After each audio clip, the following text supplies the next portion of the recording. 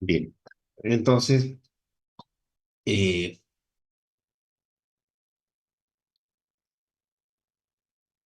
empecemos primero definiendo el concepto de la desinfección para luego centrarnos en la cloración, considerando que es el cloro el desinfectante que se suele utilizar para desinfectar las aguas, ¿no?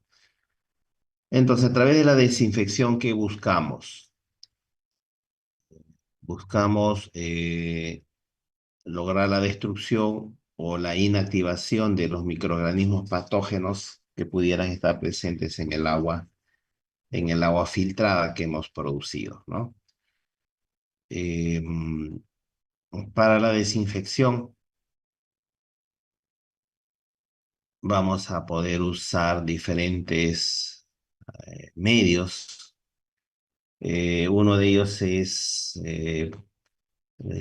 a través del uso de productos oxidantes, por eso hablamos por oxidación, usar productos que sean oxidantes. Y productos oxidantes es el cloro, es el bromo, es el yodo. El ozono también es un producto con poder oxidante bastante fuerte, además. Las cloraminas, el permanganato de potasio también son productos que tienen esa característica, ¿no? O sea, por oxidación se puede destruir o inactivar esos patógenos. ¿Qué otras opciones tenemos a través de tratamiento físico por medio de radiaciones o variación de temperatura?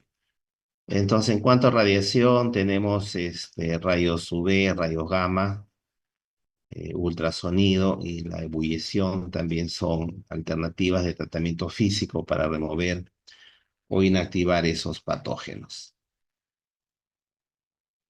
Adicionalmente a esas dos opciones de oxidación y tratamiento físico, también dentro de la desinfección se considera el uso de barreras físicas y para el caso que hemos estado estudiando previamente, la filtración clásica, que puede ser pues la filtración rápida o la filtración lenta, son medios a través del cual por métodos físicos, ¿no?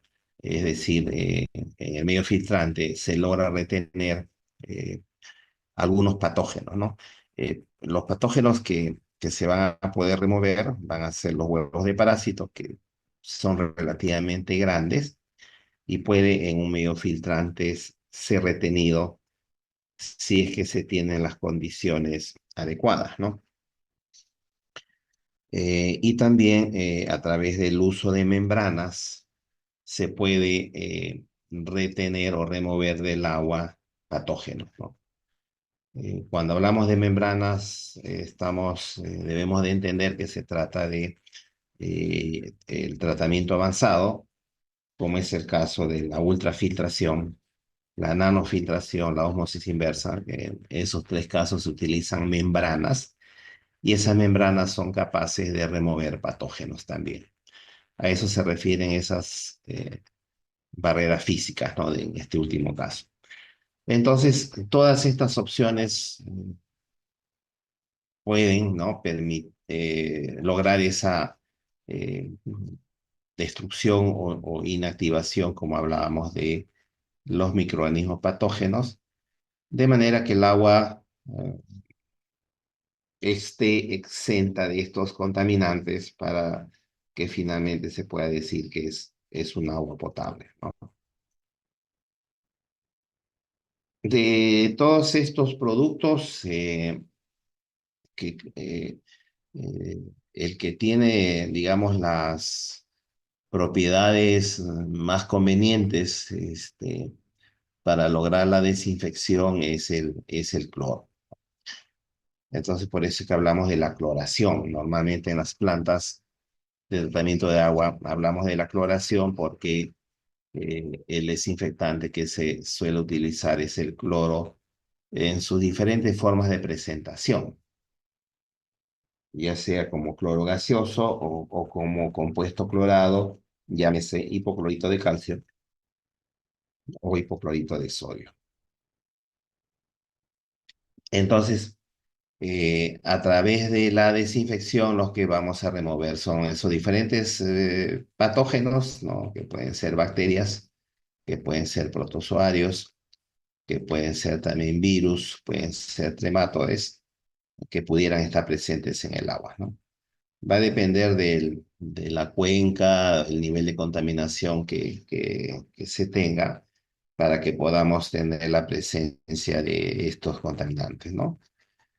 Y como deben entender también, pues vamos a tener casos de fuentes muy contaminadas o de fuentes donde la contaminación es tan grande. Va a depender mucho, pues, de la característica propia de esa fuente, ¿no? Pero a través de la desinfección debemos de garantizar la remoción del 100% de esos patógenos para que el agua se considere como potable.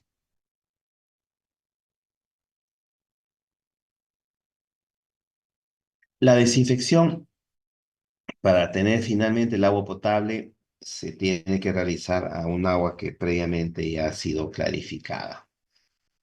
Entonces, los procesos previos que aquí aparecen como procesos preparatorios para la desinfección son los procesos en los cuales el agua se clarifica. Entonces, a través de los procesos de coagulación, floculación, decantación y filtración, lo que logramos es la clarificación del agua, ¿no? Y en este proceso va a haber una disminución de la carga bacteriana, pero no es la remoción total. Entonces, y va a ser necesario que se tenga una buena clarificación para tener una mayor eficiencia de cualquiera de los métodos de desinfección. Esa característica ha sido hace mucho tiempo ya estudiada y aquí hay una gráfica en la que se muestra que a mayor turbiedad, ¿no? Del agua que se pretenda desinfectar, vamos a tener eficiencias, eficiencias bajas, ¿no?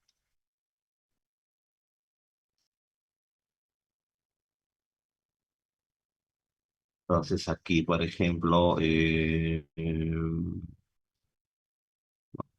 a mayor turbidez, ¿no? A mayor turbidez vamos a tener eficiencias bajas, ¿no?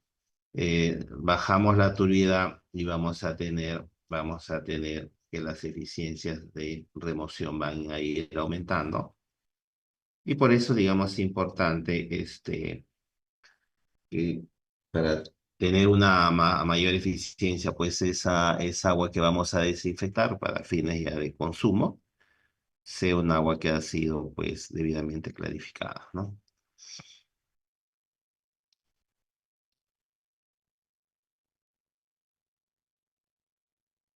Revisemos una serie de factores que influyen en la eficiencia de la desinfección y es el caso de el número y el tipo de microorganismos presentes, ¿no? En el agua. La cantidad de estos microorganismos no va a ser, digamos, un parámetro que afecte la eficiencia, siempre y cuando se mantenga, digamos, la misma temperatura y el pH constante, ¿no? Eh, entonces, lo que de alguna, indirectamente también se trata de decir acá es que es más importante, digamos, tomar en cuenta la temperatura y el pH, ¿no? Porque sí son parámetros que afectan la eficiencia, como más adelante vamos a indicar, ¿no? También va a depender del tipo de microorganismos, ¿no? que tengamos por remover. No es lo mismo enfrentarnos a la remoción de bacterias del grupo coliforme, por ejemplo, ya sea totales o fecales, que pretender remover huevos de parásitos, ¿no? Los huevos de parásitos y los virus son muy resistentes a la cloración Entonces, a eso se refiere la sensibilidad de cada especie como un factor que va a influir en la eficiencia, ¿no? Entonces, eficiencia que va a estar relacionada con la dosis que tengamos que aplicar y también el tiempo de contacto, del cual hablaremos luego, ¿no? También como factor importante que influye en la eficiencia de la desinfección es el desinfectante que utilicemos y la dosis que apliquemos, ¿no? Mencionaba al inicio que existen diferentes alternativas para desinfectar el agua, ¿no? Cada uno de ellos tiene un comportamiento diferente, tiene una eficiencia diferente. Entonces, va a depender, algunos son productos oxidantes muy poderosos comparados con otros, por lo tanto, su dosis también va a ser diferente para determinar eficiencia. Es por eso que se menciona, pues, como que va a depender del desinfectante que utilicemos y la dosis de para garantizar una determinada eficiencia, ¿no? La temperatura del agua influye en el proceso. A mayor temperatura del agua, mayor es la eficiencia de la desinfección. Em,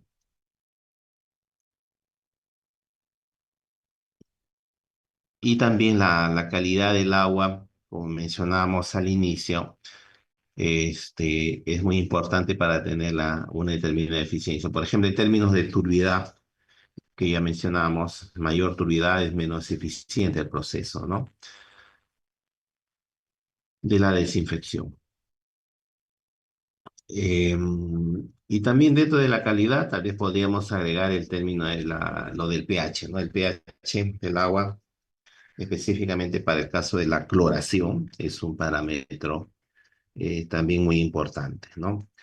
Adelantándonos allí, a menor pH, el proceso se vuelve más eficiente de la desinfección. Y el tiempo de contacto, ¿no? El tiempo de contacto también es un factor importante. Hay que entender que la desinfección toma un tiempo, necesita de un tiempo para garantizar la eficiencia, o de un tiempo para que el cloro actúe y destruya o inactive los patógenos. A eso se refiere ese tiempo de contacto, ¿no? Que se tiene que garantizar. Y ese tiempo de contacto está en relación con la dosis, ¿no? Que en cloración la dosis va a estar, digamos, indicada a través de la concentración. Entonces aquí también de pronto no valdría la pena indicar a qué se refiere la concentración y no se confunda la concentración con el concepto que hemos venido hablando en la coagulación, que hablábamos de la concentración del coagulante y que diferenciamos de la dosis, ¿no? En desinfección se habla de la concentración del desinfectante en el agua, entonces, en el agua filtrada, entonces tantos miligramos del desinfectante por litros de agua que vendría a ser pues realmente la dosis, ¿no? Entonces, la dosis va a estar, digamos, relacionada con el tiempo de contacto para lograr una eficiencia. Entonces, el producto del tiempo por la dosis va a definir una eficiencia de remoción de los patógenos. Ese valor de K, que es el producto del tiempo de contacto, y C, que viene a ser la dosis, ese producto o esa eficiencia se puede conseguir en base al control o al ajuste del tiempo de contacto y de la dosis, ¿no? Entonces, ¿a qué me refiero específicamente? Que nosotros podemos ajustar, digamos, esos tiempos y dosis para conseguir la misma eficiencia, ¿no? Podríamos nosotros aumentar el tiempo de contacto y eso nos permitiría tener una reducción de la dosis para tener el mismo valor de K, ¿no? O podríamos también tener tiempos de contacto menores, ¿no? Tiempo de contactos menores. Y eso nos obligaría a que la dosis tendría que ser mayor, ¿no? Para lograr el mismo valor de K o la misma eficiencia. Entonces, estos dos parámetros están relacionados de aquella forma, entonces, y que pueden ser ajustados para conseguir una determinada eficiencia de remoción.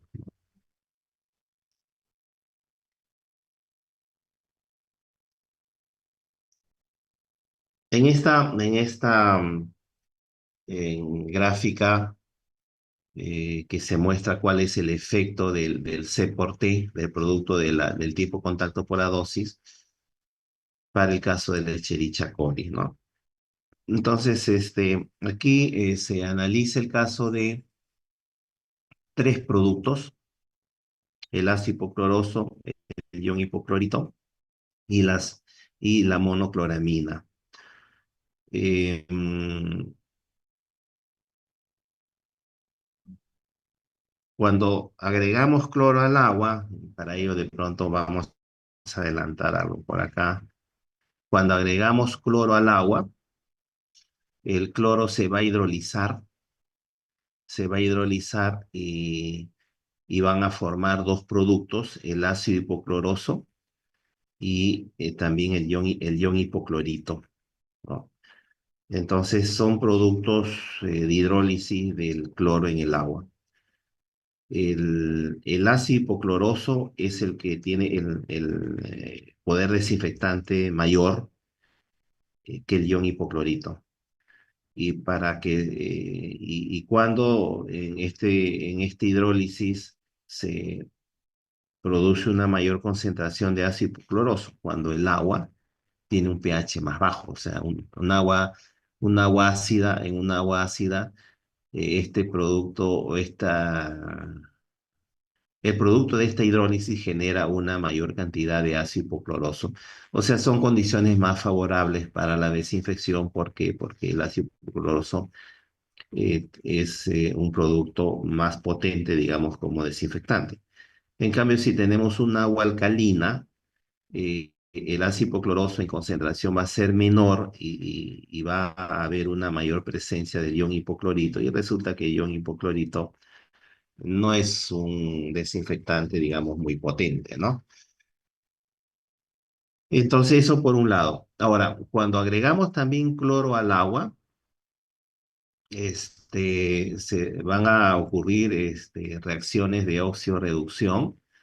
Y uno de los elementos muy comunes en las aguas superficiales es el nitrógeno amoniacal, que ingresa, digamos, que es producto pues de los desechos, los contaminantes que se descargan a un cuerpo de agua, ¿no? Entonces es normal tener amoníaco, digamos, en el agua superficial. Entonces, amoníaco que en el proceso de clarificación del agua no se remueve y finalmente en el agua filtrada lo vamos a tener aún presente, y como vamos a agregar cloro, entonces ese cloro al reaccionar con el amoníaco lo que va a formar son las cloraminas, monocloraminas, dicloraminas, tricloraminas, ¿no? Y las cloraminas se denominan como conforman a lo que llamamos el cloro combinado, ¿no? Porque son los productos que se forman de la reacción pues, del cloro con el amoníaco. Y las cloraminas tienen un poder desinfectante también bastante pobre, ¿no? Eso, digamos, para que lo tengan en cuenta respecto a esta gráfica que les mostraba, ¿no? Que decía el ácido hipocloroso, ion hipoclorito y una monocloramina, ¿no? El ácido hipocloroso, entonces, es el que nos interesa prevalezca y porque tiene mayor poder bactericida o desinfectante que el ion hipoclorito y que una monocloramina, ¿no? Entonces, en esta gráfica, en el eje X tenemos tiempos de contacto y en el eje Y tenemos la dosis, en realidad esto de acá es dosis, el eje Y. Y tenemos que, por ejemplo, si queremos conseguir una eficiencia del 99% de la remoción de Escherichia coli en un tiempo de contacto de 10 minutos, ¿cuál es la dosis que se tiene que aplicar? ¿No? Más o menos como 0,01, ¿no? Miligramos por litro. Esa misma eficiencia, eh, ¿con qué dosis la conseguiríamos pensando en el uso solamente del ion hipoclorito? Esa dosis aumenta notablemente, ¿no? De 0,01 va como a 2 miligramos por litro, ¿no? Un incremento bastante grande, ¿no? Sería ahí como de 200 veces, ¿no? La dosis del ácido hipocloroso.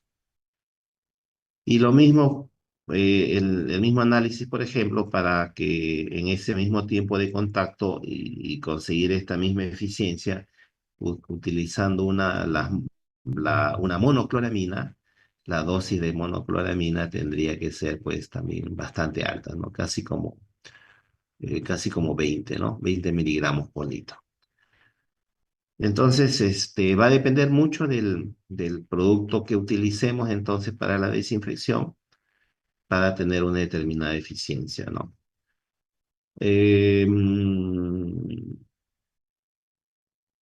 Nos interesa, digamos, el ácido hipocloroso como el que prevalezca, ¿no?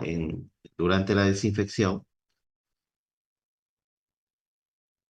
en lugar de tener el cloro combinado o los hipocloritos que tienen un poder desinfectante, pues bastante pobre, ¿no? Ahora, en esta misma gráfica también podemos nosotros observar qué es lo que pasa cuando queremos una desinfección del agua con tiempos de contacto mayores, ¿no? Entonces yo le decía, por ejemplo, 20 minutos que está por acá, ¿no? Si mi tiempo de contacto es 20 minutos, para esa misma eficiencia, ¿cuál es la dosis que tenemos que aplicar, ¿no? La dosis se reduce, ¿no? Aumentamos el tiempo y la dosis necesaria se reduce. Y eso, digamos, aplica para los otros productos también, ¿no? Entonces, para el ion hipoclorito, la dosis también disminuye, ahí está más o menos, y lo mismo va a pasar, digamos, para la monocloramina, ¿no? Mayor tiempo de contacto, menor va a ser la dosis que se requiere. Y también para el otro lado, ¿no? Si reducimos el tiempo de contacto para lograr la misma eficiencia, eso va a implicar que tengamos que aumentar las dosis. Aumentamos las dosis para tiempos de contacto menores, ¿no? Y lo mismo para el último caso, más o menos para acá. Menor tiempo de contacto, va a haber la necesidad de aplicar una dosis mayor para conseguir la misma eficiencia.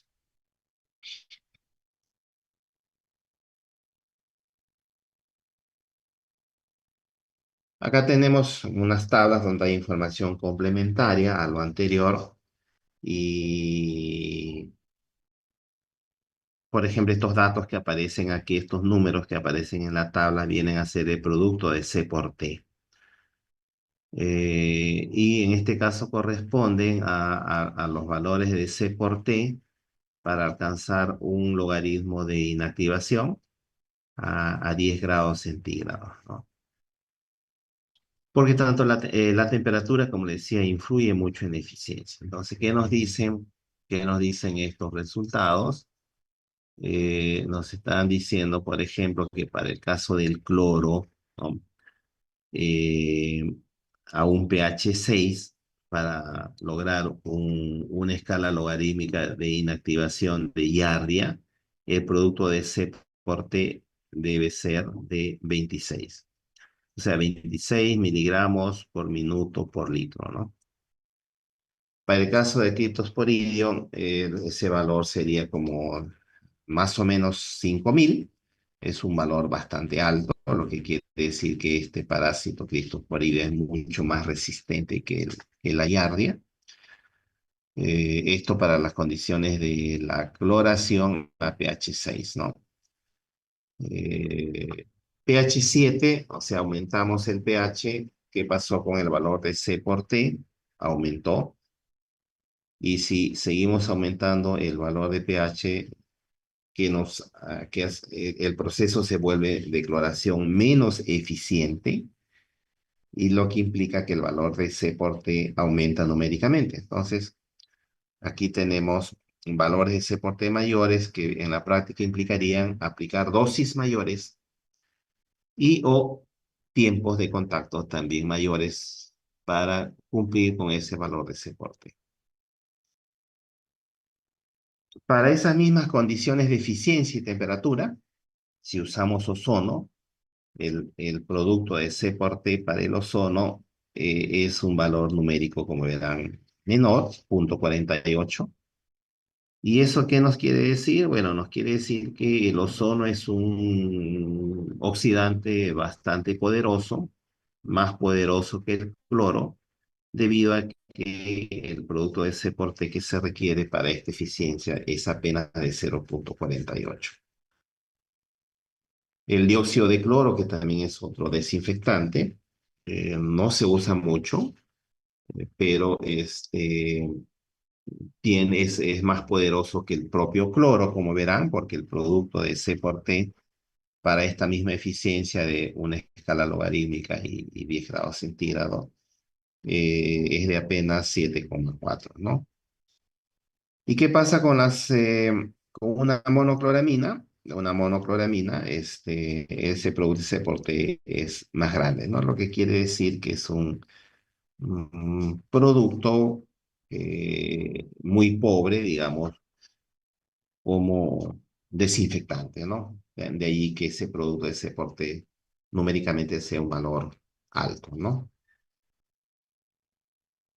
Entonces, y ese comportamiento igualmente aplica para estos dos, o sea, tiene la misma tendencia para estos dos parásitos, ¿no? El Cryptosporidium, que es muy resistente en comparación con la Yardia.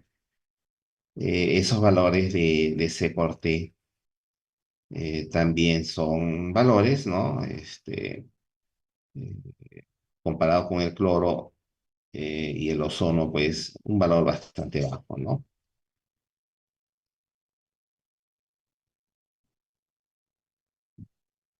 Como decíamos hace un momento, la temperatura es un parámetro que influye mucho en la eficiencia, que hay una gráfica que demuestra para tres escalas logarítmicas de inactivación, ¿no?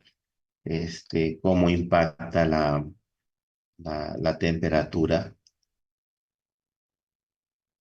en ese producto de soporte, ¿no? Por ejemplo, a 20 grados centígrados, más o menos llegamos a este punto de la curva y viajamos para acá y tenemos que el producto de C por T es más o menos como 50, ¿no?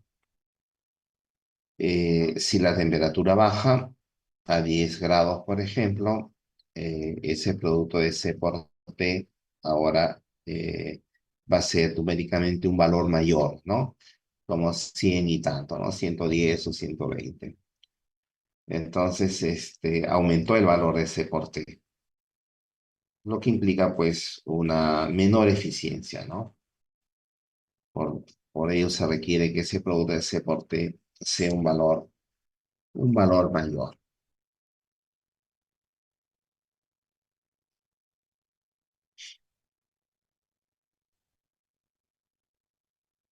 Entonces, a mayor temperatura, ¿no? Porque en esta tabla, pues se muestra que a mayor temperatura, 5, 10, 15 grados, ¿no?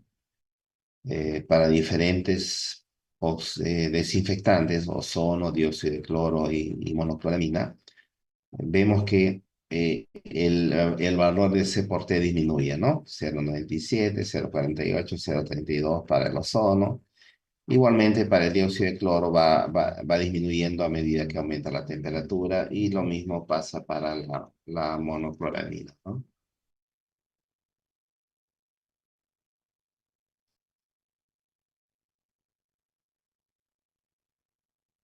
Bueno, acá tenemos datos similares a los anteriores. Eh, Esto para inactivar Yardia y criptosporidio, eh, dos escalas logarítmicas, ¿no? Entonces, similar a los anteriores, ¿no? La cloramina, entonces este producto de ese porte, valores bastante altos porque es un desinfectante muy pobre, ¿no? Para el cloro disminuye, para el dióxido de cloro disminuye aún más, y para el ozono ese producto de ese porte también disminuye notablemente, ¿no?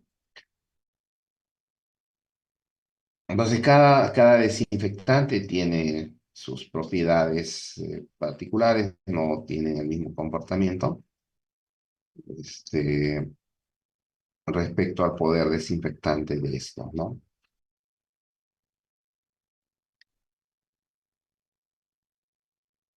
Entonces, debido a que se dispone de varios productos, ¿no? que se pueden utilizar como desinfectantes, va a ser importante tomar en cuenta una serie de características que, que nos permitan elegir, digamos, cuál de ellos es el más conveniente, ¿no? Entonces, esas características, vienen a ser las siguientes, ¿no? El primero dice que el desinfectante o el mejor desinfectante debe ser aquel que pueda ser capaz de destruir eh, los diferentes patógenos que se puedan tener presentes pues, en un agua filtrada, ¿no? Bacterias, virus, protozoarios, nematodes, ¿no? También que ese desinfectante pueda actuar a temperatura ambiente, que no sea pues exigente, por decirlo de alguna manera, que se requiera ajuste de temperatura para lograr una buena eficiencia, ¿no? Entonces, que pueda que pueda actuar a temperatura ambiente, ¿no? Climas, hay zonas calientes, mayor temperatura, ya sabemos que la temperatura es favorable, pero así como hay zonas calientes, también hay zonas frías en el país, en el cual la temperatura, pues, bueno, en aquellos casos vamos a tener condiciones menos favorables, ¿no? Pero condiciones que se pueden, digamos, lo que va a implicar es que a temperaturas más bajas, pues los tiempos de contacto van a aumentar, ¿no?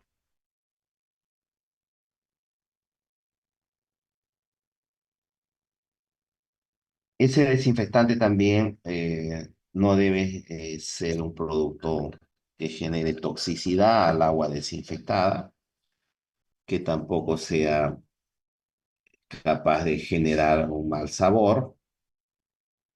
Y buscamos también que ese desinfectante sea de fácil obtención y manejo, ¿no? Eh, el caso, por ejemplo, de estos productos, ¿no? De estos productos que de repente ustedes se preguntarán eh, si el ozono es un oxidante muy poderoso con relación al cloro, ¿por qué no usamos ozono, no? ¿O por qué no usamos dióxido de cloro?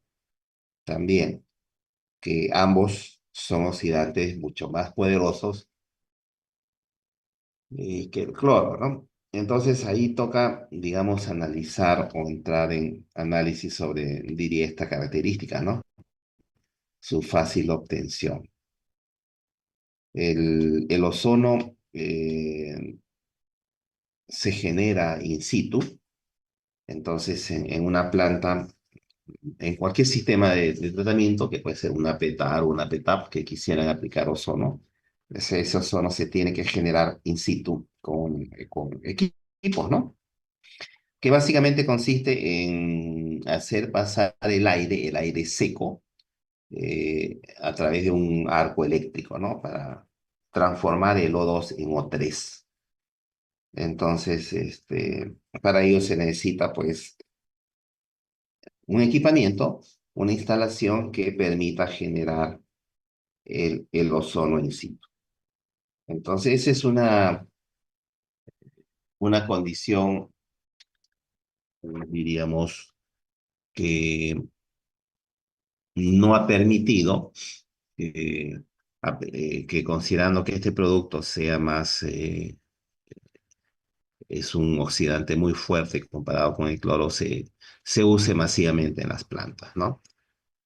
Y algo similar pasa con el dióxido de cloro, ¿no? El dióxido de cloro es la mezcla de dos productos químicos que también se genera, también se usan no sé, se mezcla estos productos en la planta. Entonces, como ahí como que la obtención del producto tiene ciertas complicaciones y se prefiere, pues, ante esos casos, usar un producto que es más sencillo su obtención, ¿no? El cloro, ¿no? Como vas a ver más adelante, vienen cilindros de cloro y usted dosifica, ¿no? A partir de ellos y no necesita previamente estar haciendo combinaciones para producir el desinfectante, ¿no?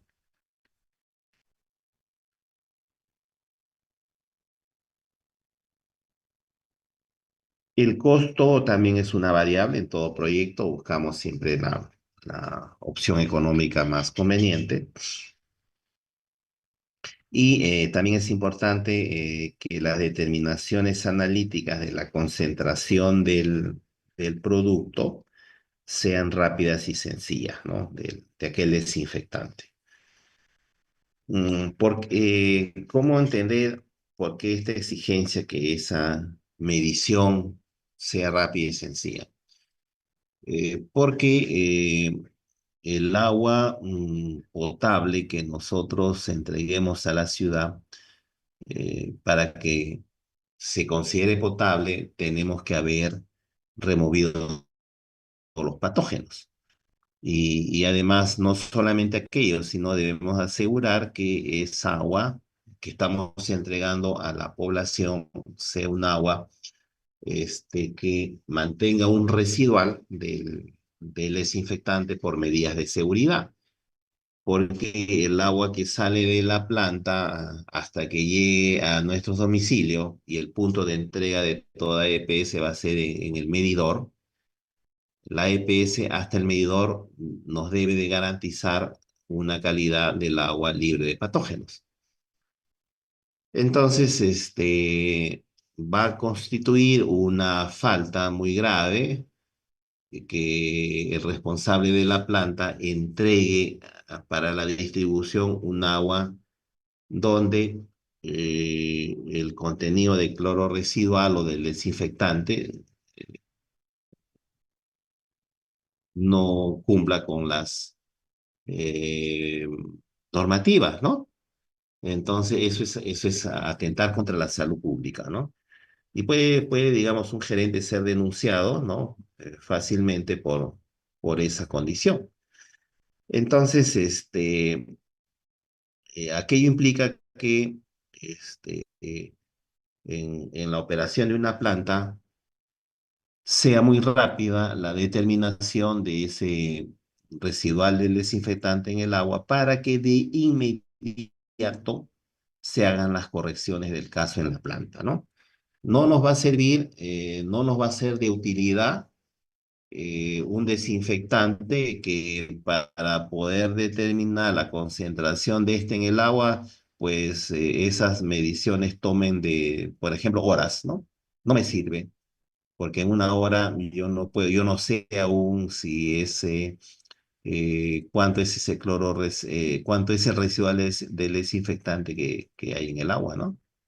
Entonces, de ahí esa necesidad de que estas determinaciones tienen que hacerse en forma rápida y sencilla para tomar decisión del control de los ajustes que hay que hacer en el control de la operación de la planta, ¿no? Además, también hay un requisito muy importante de que el desinfectante que escojamos tiene que ser un desinfectante que sea capaz de dejar un residual en el agua como medida de seguridad ante los casos de contaminación posterior al cuando ya ha salido el agua de la planta y se está conduciendo hacia los usuarios, ¿no? ¿Qué puede ocurrir? En la misma tubería pueden haber conexiones cruzadas, en los reservorios de almacenamiento pueden haber casos de los reservorios que no se han limpiado, está sucio, hay lodo, entonces eso genera una demanda de cloro o del desinfectante, entonces, y se puede ir consumiendo, ¿no? Entonces, y para evitar, digamos, que el agua se contamine, es importante que mantenga un residual para contrarrestar esas situaciones de contaminación posterior. Entonces, esas vienen a ser, diríamos en términos generales, las características que eh, buscamos pueda cumplir, digamos, un desinfectante. Entonces, de todas estas características, la mayoría de estas, pues las cumple el cloro. El cloro, digamos, cumple, digamos, con la mayoría de estas. De pronto, con algunas de ellas pudiera haber alguna mayor exigencia, digamos, de en cuidados para la operación, pero el cloro reúne, digamos, la mayoría de estas, y particularmente la última, del efecto residual, que no lo ofrecen los otros productos, ¿no? La radiación UV, por no tampoco. Entonces, eh, no es no vienen a ser, digamos, productos, entonces, que me garanticen ese efecto residual, que es una condición, necesaria, ¿no?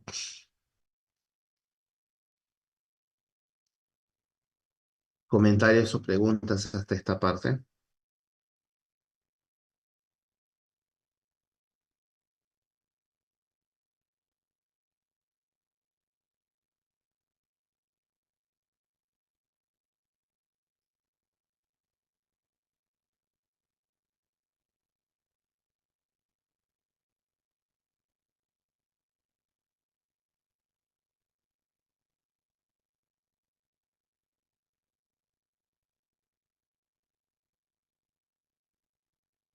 Ingeniero, tengo una consulta.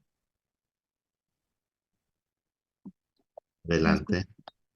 Adelante. Cuando mencionó algo de la dosis y la concentración, que no era lo mismo en coagulación, en este caso en desinfección es lo mismo, concentración y dosis. Mm, Oh, no lo entiendo. a ver.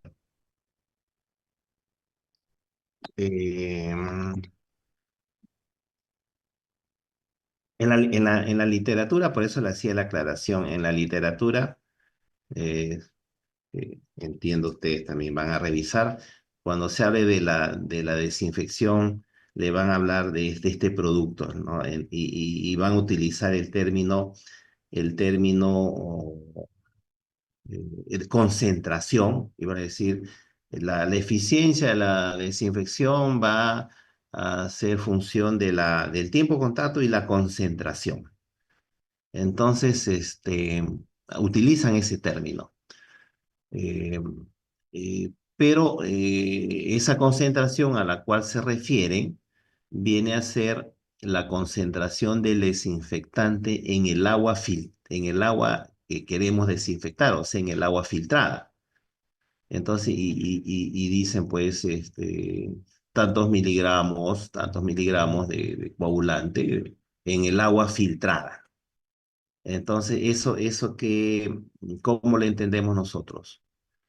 Miligramos de desinfectante en el agua filtrada. Viene a ser la dosis,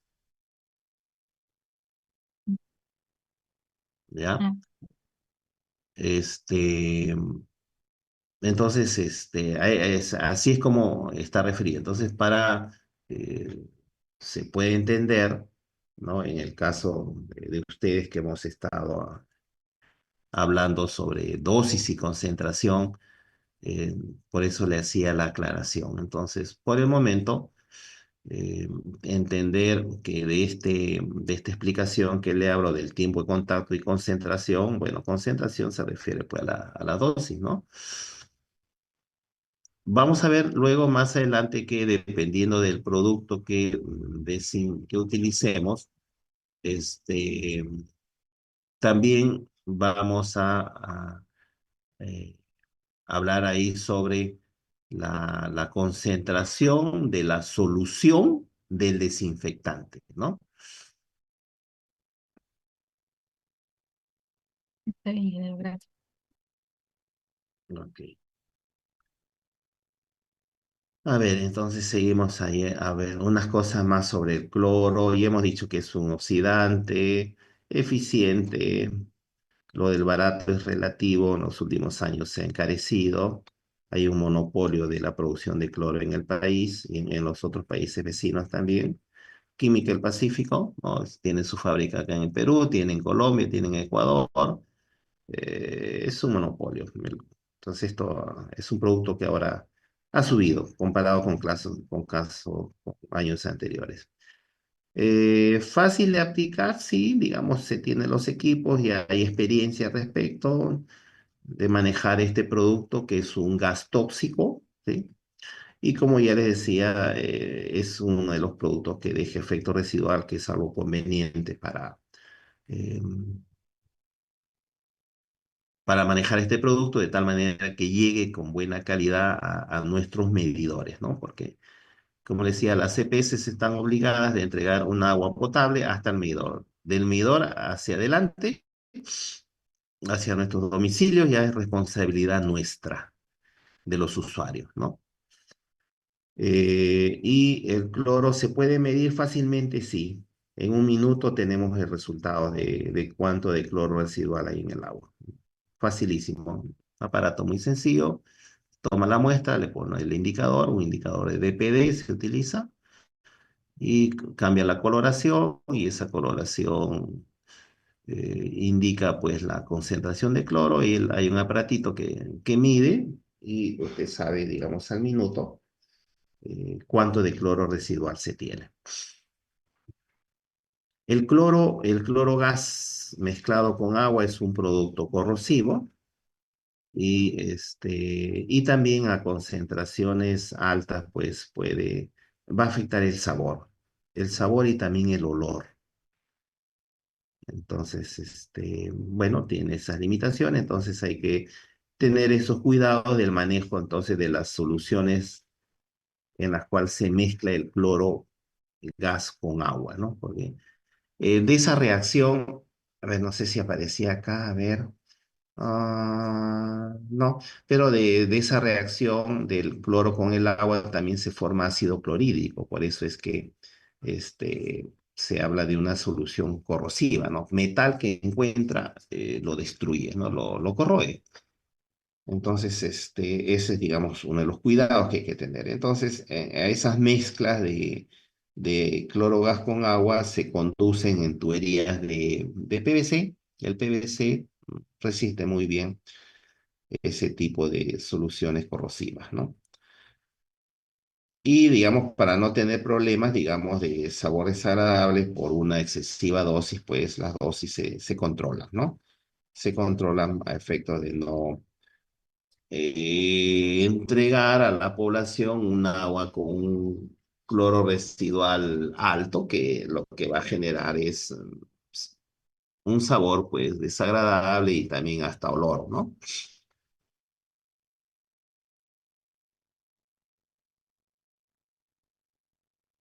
En la mayoría de las plantas se utiliza como desinfectante el cloro, ¿no? El cloro como, diríamos, en su estado natural. El cloro es un gas color verde, es un que tiene peso específico de 2,48, lo que significa que es más pesado que el aire, 2,48 veces más pesado que el aire. Una fuga de cloro, entonces el cloro se va al piso, no se va a la parte alta. Punto de licuefacción a menos 34 grados centígrados. Y digamos, el contenido de cloro de ese es prácticamente el 100% cloro, ¿no?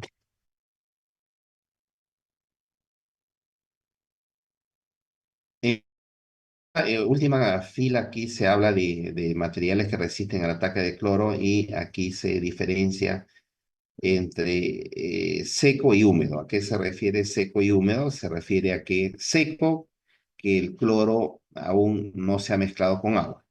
Si el cloro no se ha mezclado con agua, no es corrosivo y puede eh, envasarse en cilindros de acero, ¿no? O cobre, por ejemplo, y no lo va a atacar, no va a ser corrosivo.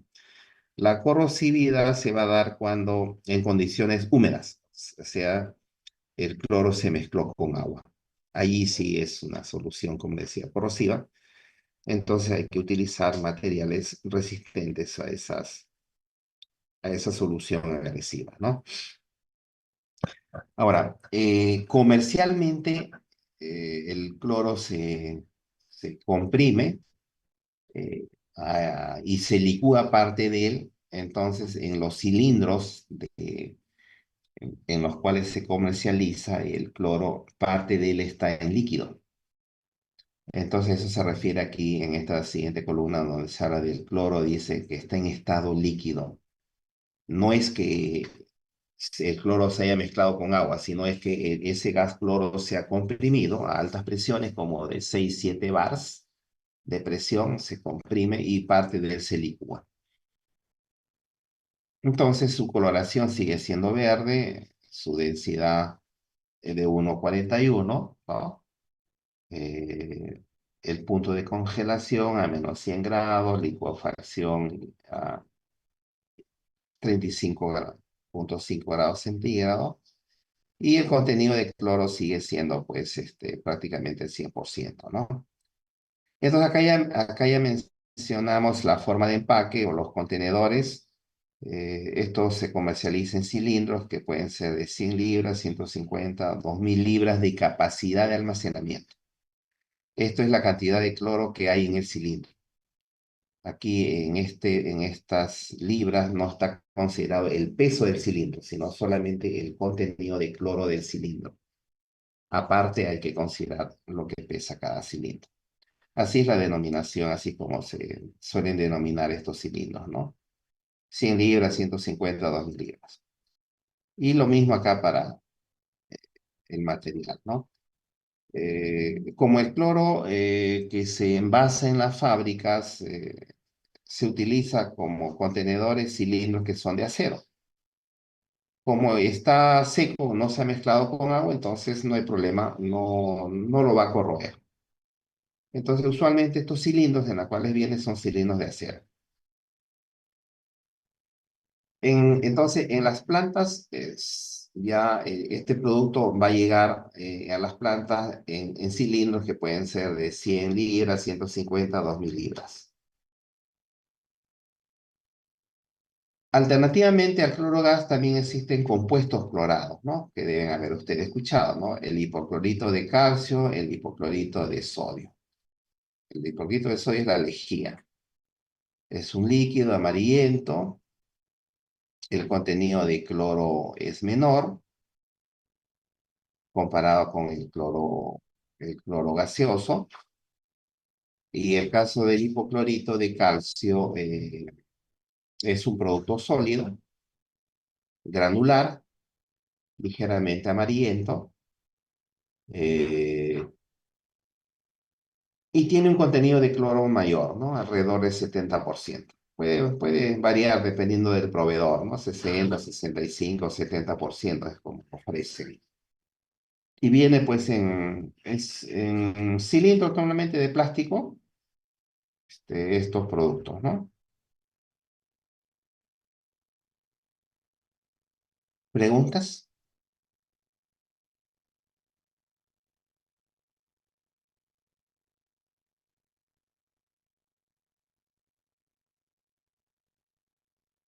Esto es que habíamos explicado. Y aquí faltaba, además de la reacción del cloro combinado con el nitrógeno amoniacal, indicar que no solamente nitrógeno amoniacal vamos a tener en el agua filtrada, ¿no? En el agua filtrada podemos tener también otros compuestos orgánicos, inorgánicos también, y el cloro que agreguemos al agua va a reaccionar con estos compuestos para producir algunos compuestos residuales, ¿no? Ion cloruro, ácido clorhídrico, dióxido de nitrógeno. ¿Estos productos tienen capacidad desinfectante? No, ninguno, como dice acá. Entonces, lo único que generan estos productos es que el cloro se consuma. Entonces, de la dosis que apliquemos al agua, ese cloro se va a consumir al oxidar estos compuestos orgánicos, se va a consumir también cuando reaccione con el nitrógeno amoniacal. eh, es una cuestión, digamos, lógica o natural, ¿no? Más contaminada está el agua, mayor va a ser la dosis que tengamos que aplicar para que reaccione con lo orgánico e inorgánico que hubiera en el agua y además deje un residual por seguridad.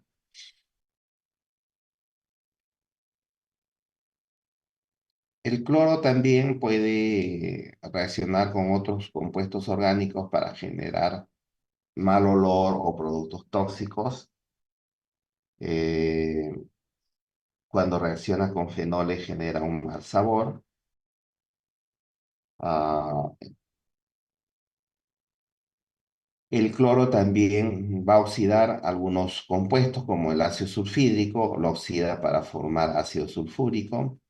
El fierro más 2 pasa a fierro más 3 por oxidación con el cloro, el manganeso también de más 2 a más 4, el cromo también de más 3 a más 6. Entonces va a oxidar. Y en las plantas a veces va a ser necesario que para facilitar su remoción que algunos metales los oxidemos, ¿no? Pasa con el fierro, pasa con el manganeso, pasa con el cromo, pasa con el arsénico. Entonces, para facilitar su remoción por coagulación, posterior, conviene en algunos casos, pues, oxidar. Entonces, el cloro se va a utilizar como para bajar la carga bacteriana, que eso lo hemos venido hablando desde el curso 1. El cloro también se puede usar como precloración para oxidar metales. Y el cloro también se puede utilizar en algunas plantas para controlar el crecimiento de algas. Entonces, esas son las aplicaciones típicas del cloro.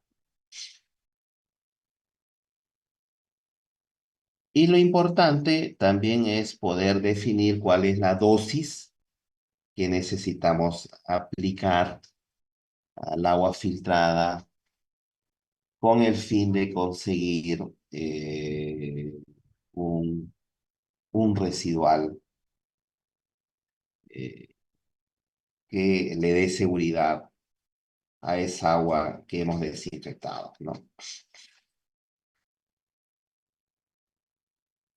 Entonces vamos a describir, digamos, cómo es.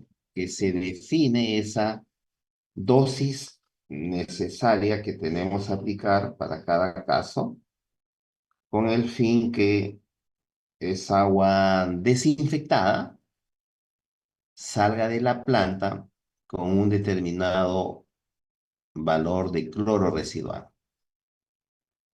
Según las directivas, en el caso nuestro del país, dicen que eh, debemos de recibir en nuestros domicilios el agua con un residual no menor de 0,5 miligramos por litro. Es responsabilidad de la EPS de que a nuestros domicilios siempre nos esté llegando el agua con un cloro residual no menor a 0,5 miligramos por litro.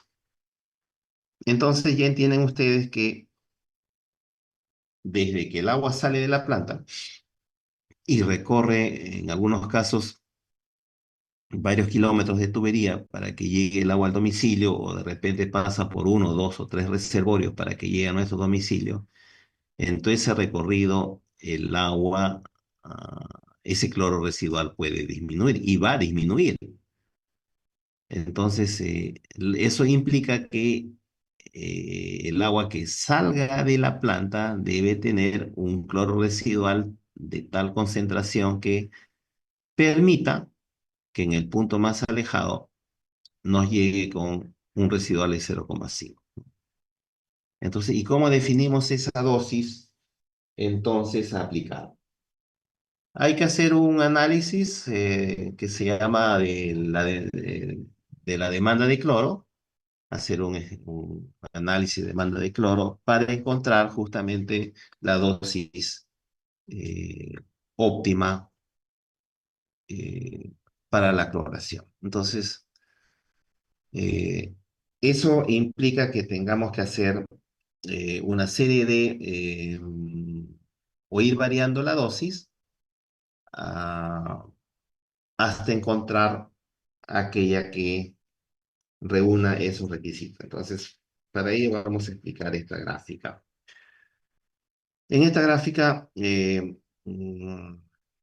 tenemos en el eje X las dosis que vamos a aplicar, ¿no? Estos valores tómenlos simplemente como referencia porque no necesariamente pueden hacer dosis así de bajas. Pueden en algunos casos estas dosis también ser mayores. Pero a manera de ejemplo, digamos dosis en el eje X. Y en el eje Y lo que vamos a medir es cloro residual. Cloro residual. Eh, y en esta gráfica vamos a tener un punto de partida, ¿no? El punto A que va hacia el punto B y luego va hacia el punto de quiebre y vamos a tener una última parte de la curva que es una recta que está a 45 grados, ¿no? Entonces, si nosotros aplicamos dosis bajas, esas dosis bajas de cloro, como ya dijimos, va a reaccionar ¿con qué? Con todos los orgánicos y inorgánicos que pudiera haber en el agua, ¿no? Con el nitrógeno amoniacal reacciona y va a formar cloraminas. Con otras materias orgánicas, aminoácidos, por ejemplo, reacciona, ¿no? Y el cloro se va a consumir. Se consume totalmente porque lo que hemos agregado pues es muy poco y producto de esa reacción va a formar el cloro combinado, ¿no? Las cloraminas. Entonces vamos a seguir aumentando la dosis y como veremos va a seguir aumentando el contenido de cloro combinado hasta llegar a un valor máximo de cloro combinado. O sea, ya se agregó suficiente cloro para que reaccione con todo el nitrógeno amoniacal y reaccionó todo y se logró la máxima formación o la máxima concentración de cloro combinado, el punto B. Pregunto, ¿el cloro combinado nos interesa, digamos, como desinfectante?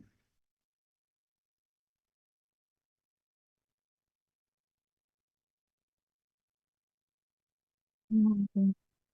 Perdón, no le escuché muy bien. No, Efectivamente, como ya le hemos dicho, no hay cloro combinado. Las cloraminas tienen un poder desinfectante muy pobre. No se suelen, digamos, considerar como que su presencia no va a garantizar una desinfección. Entonces, hasta el punto B, lo único que hemos formado es una cantidad X de cloro combinado.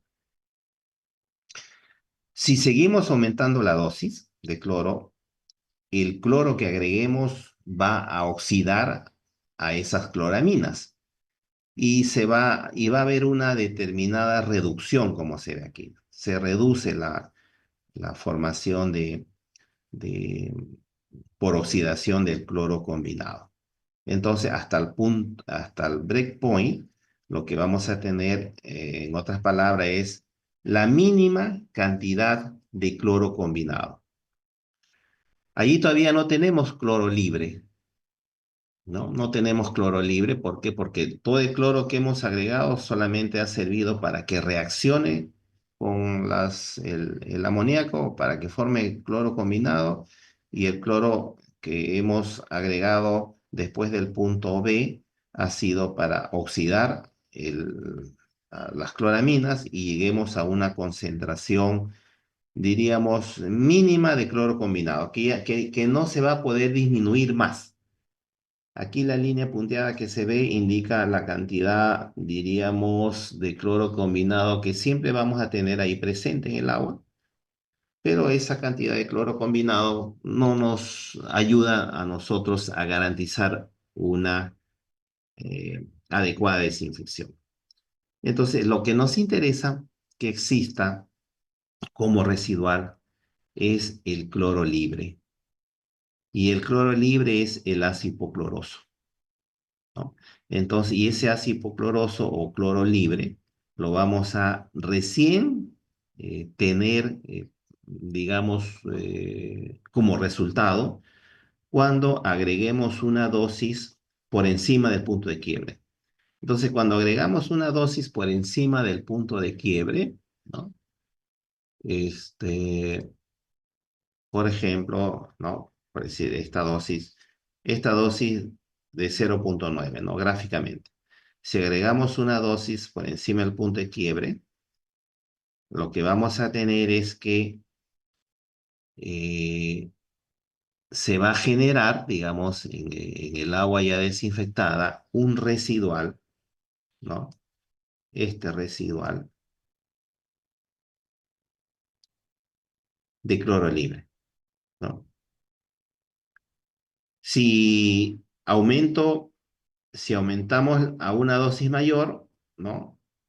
Vamos a tener mayor cantidad de cloro residual libre, ¿no? Sigo aumentando la dosis, ¿no? Y voy a tener mayor cantidad de cloro residual libre. Entonces, ¿qué es el ácido hipocloroso? Entonces, este ácido hipocloroso vamos a ir teniéndolos presente por encima, en dosis por encima del punto de quiebre, ¿no? Entonces, la pregunta es, en una planta, ¿con cuál de estos valores voy a salir, ¿no? Eso se define ya en la misma operación del sistema, ¿no? Porque yo le decía, a la salida de la planta se tiene que salir con un determinado cloro residual libre, de manera que el último usuario le llegue con un residual de no menos de 0,5 miligramos por litro. En las plantas, digamos, usualmente a la salida de ellas, el cloro residual suele salir con 1,5 miligramos por litro, 2, ¿no? Miligramos. eh, y, y eso asegura, digamos, que el último usuario pues no le llegue menos de 0,5, ¿no? Ahora, también se dan casos en grandes ciudades, Lima, por ejemplo, que el agua, pues, que sale de la Tarjea, por ejemplo, parte de ella llega hasta el Callao. Entonces, son kilómetros de tuberías que va a recorrer. Entonces, y donde el cloro se va a consumir. Ese cloro residual a la salida de la planta se va a consumir fácilmente, ¿no? Entre ese recorrido. Entonces, en sistemas bastante grandes lo que ocurre es que el agua se clora en el camino, ¿no? Se refuerza la cloración en el camino. Entonces, en algunos reservorios donde llegue el agua se vuelve a clorar para que tengamos un residual y pueda llegar con el mínimo de 0,5 al último usuario, ¿no? Eso con el propósito de evitar que en la planta salgamos con un residual pues sumamente alto, ¿no? Y resulta que los primeros usuarios, los que están pues a la salida de la tarjeta en el Agustino, ¿no? Oye, el agua pues sale con un cloro residual altísimo, ¿no? Tiene mal olor, etcétera, ¿no? Entonces eso no conviene, ¿no? Entonces, para evitar esas situaciones en grandes sistemas, la cloración se refuerza en el camino, ¿no? En sistemas ya más pequeños eso no es necesario. De la planta, como le decía, que salga con alrededor de 1,5. Son valores, digamos, más o menos promedios que garantizan, digamos, un residual no menor a 5 para el último usuario. ¿Preguntas?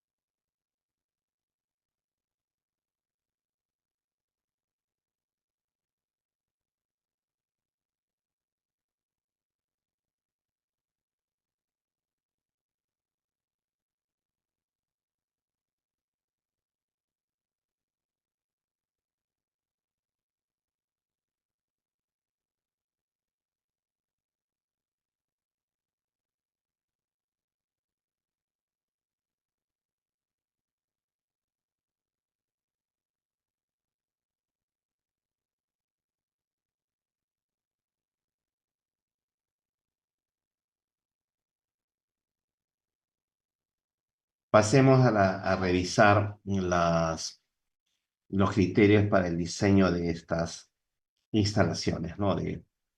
De cloración. ¿Cuáles son los componentes eh, que conforman estas instalaciones? Eh, Almacén, dosificadores o equipos de medición y la cámara de contacto. Son los principales componentes. Entonces vamos a revisar cómo dimensionamos esos almacenes, las características que deben de tener, los equipos de dosificación que se utilizan, y la cámara de contacto.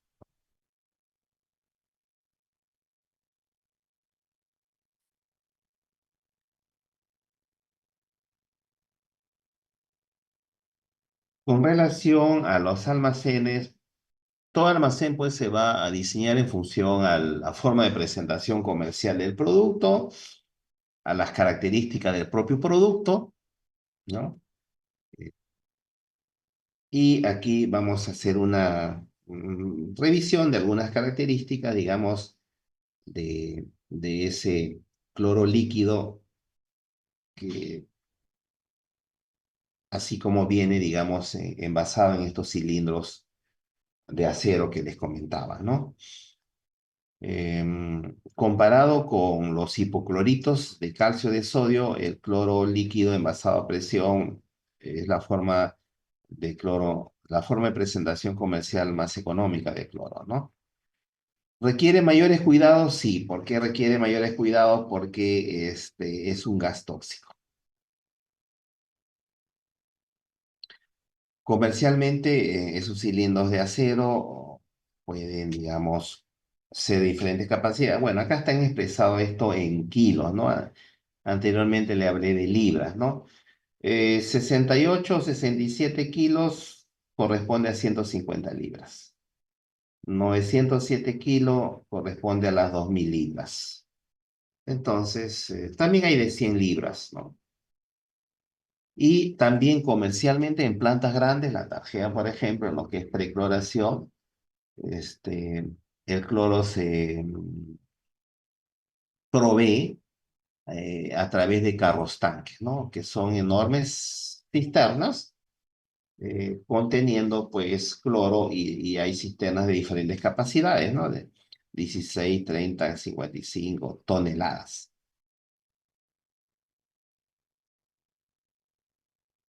El almacenamiento dice en ambientes bien ventilados. Esto, en el caso pudiera haber una fuga, se libera al ambiente, ¿no? Esto de ambientes bien ventilados, digamos, al menos en nuestro país, la normativa aún no precisa, digamos, otras condiciones de ventilación. Eh, pero, digamos, si tuviéramos la planta rodeada de población, como suele ocurrir, ¿no? Y pasa actualmente, ¿no? La misma planta de la Tarjea, por ejemplo, la misma planta de la Tarjea, la planta de Huachipa, ¿no? Prácticamente ambas están rodeadas de población. Entonces, ¿qué va a ocurrir si hay una fuga? Hay una fuga de cloro, pues va a afectar al vecindario, ¿no? Entonces, allí se va a tener que considerar sistemas de captura del gas, torres de lavado para que actúen en caso de ocurriera una fuga de cloro, ¿no? Entonces ahí no aplicaría ya este concepto de buena ventilación, ¿no? Todavía quedan algunas pocas plantas por su ubicación que están en lugares donde no se tiene población cercana. Entonces ahí podríamos todavía aplicar este concepto, ¿no? De que estos ambientes tengan una ventilación natural para que ante casos de fuga se libere al ambiente, ¿no? En otros países hay normativas donde obligan a que todo sistema de cloración tiene que trabajar en vacío, ¿no? Lo que quiere decir que toda la caseta está trabajando en presión negativa, cualquier fuga que hubiera, ese aire contaminado se extrae y se lava, esos gases se lavan y de esa manera se controlan estas fugas, ¿no? En estos zonas de almacenamientos también eh, se debe acceder a ellos utilizando los equipos de protección personal, ¿no? Y en el caso hubiera una fuga, utilizar los equipos para casos de emergencia, ¿no? Hay equipamiento que más adelante lo veremos, que usa el operador para ingresar a ambientes contaminados. Tiempo de almacenamiento referencialmente de 3 a 6 meses, pero esto puede variar en función a la ubicación de la planta y las facilidades que se cuente para ser suministrado con el producto. Algo muy similar a lo que vimos en su momento con coagulantes, ¿no? Cilindros de cloro, 68 kilos, 150 libras, ahí vemos. Y a la mano derecha, cilindros de 2000 libras o 907 kilos, cilindros de acero.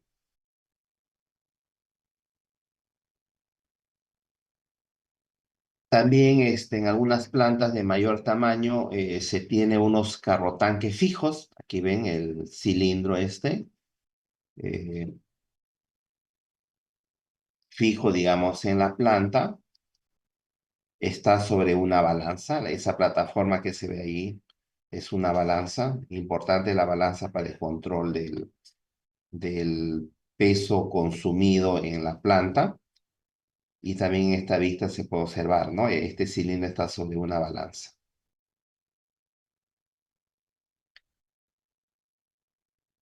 Y también existen carros tanque móviles, ¿no? La cisterna que ven acá, ¿no? Entonces esto lo remolca un camión, viene y deja aquí el carro tanque Este carro tanque tiene sus válvulas para conectarse al sistema, ¿no? De dosificación. Aquí en la columna está tapando a esas válvulas, ¿no? Aquí en el carro tanque fijo sí se ve acá arriba. Estas válvulas aquí se conecta a toda la tubería para la dosificación.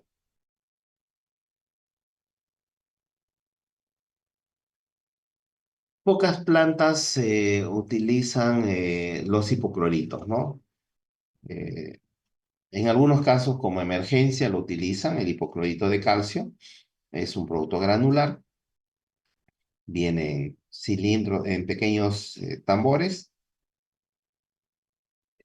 Eh, es más simple su almacenamiento. Lo único que hay que asegurar es que los, los tambores en uso los mantengamos debidamente cerrados, ¿no? Porque si lo dejamos abierto, parte del cloro que contienen estos gránulos se va a perder al ambiente, ¿no? Y también hay que fijar un tiempo de almacenamiento en función a las facilidades de poder ser suministrado con el producto. Acá tenemos una de las formas de presentación del hipoclorito de calcio, ¿no? A ver, cloro activo, ¿no? Mire, del 65 al 70% es lo que garantiza. A ver, ¿qué más? ¿Cuánto pesa esto? Creo que no dice por acá, pero los hay de 50 kilos, ¿no? Acá creo que en esto no aparece el peso. El hipoclorito de sodio se utiliza aún menos, ¿no? En las plantas. Comercialmente es un líquido, viene en forma líquida, contenido de cloro bajo, alrededor del 10%. Es un producto muy inestable y debido a esa inestabilidad se recomienda tiempo de almacenamiento no mayores a un mes.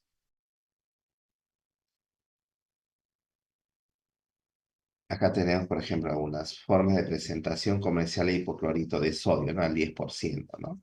Estos son cilindros de 55 galones y también hay, pues, en contenedores más pequeños, ¿no?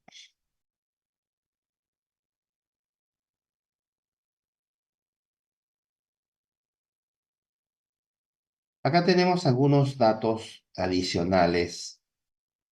Eh, hemos hablado sobre los productos, la forma de presentación comercial que llega a la planta, ¿no? El cloro en cilindros a presión. Referencias para el tiempo de almacenamiento y también algunos valores referenciales para la dosis. Estas dosis mínimas y máximas son dosis que se obtienen para cada planta en función a esos estudios de demanda de cloro que les explicaba hace un momento, ¿no? Entonces, pero digamos, para tener cierta idea de orden de magnitud de dosis, es tener en cuenta estos valores, ¿no? Para cada caso va a tocar hacer los análisis correspondientes. Igual para el hipoclorito de calcio y el hipoclorito de sodio, ¿no? ¿Por qué aparecen dosis aparentemente bastante altas? 23 miligramos por litro, ¿no? Porque esta dosis, pues, es de un producto que apenas tiene un 10% de cloro, ¿no? Y el hipoclorito de calcio, la concentración es de entre 65 al 70%, ¿no? Por eso acá se ven dosis altas, ¿no? Los hipocloritos, el hipoclorito de calcio es sólido, el hipoclorito de sodio es líquido. Entonces, para dosificar estos productos se preparan soluciones, lo que su compañera preguntaba hace un momento, y yo le decía que, entonces, bueno, estamos acá explicando que para dosificar estos productos siempre se preparan soluciones, ¿no? Entre el 1 al 5% de concentración. Entonces, a partir de estas soluciones que dosificamos la dosis que vamos a necesitar en cada caso. Y en el caso del cloro, eh, de estos cilindros de acero, lo que vamos a tomar es el cloro gaseoso. Y ese cloro gaseoso se va a mezclar con agua para generar una solución clorada. Y esa solución clorada no debe de tener una concentración mayor a 3.500 miligramos por litro. O en porcentaje sería 0,35% en peso, ¿no? Entonces el cloro gaseoso se mezcla con agua y esa solución clorada es la que se va a mezclar con todo el agua filtrada que queremos desinfectar.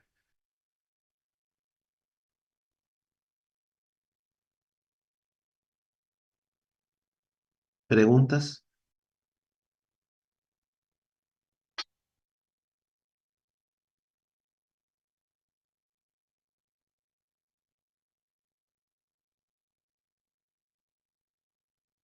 ¿Preguntas?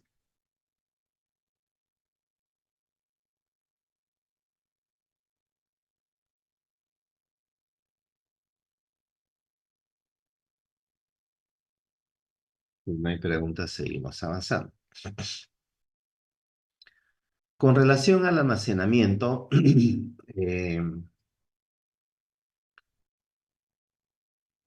acá tenemos algunas alternativas de almacenamiento de cilindros de 150 libras y cilindros de 2.000 libras o de 1 tonelada. Um,